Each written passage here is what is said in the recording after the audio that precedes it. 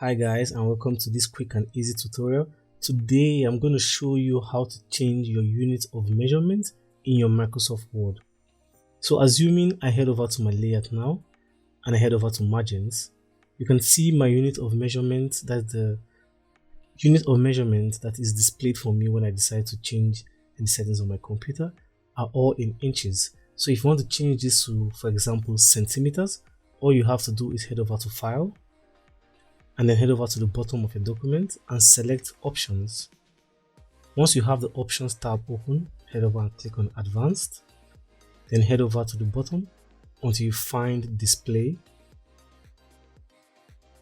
Once you find Display, just look for a place here that shows Show Measurements in Units of.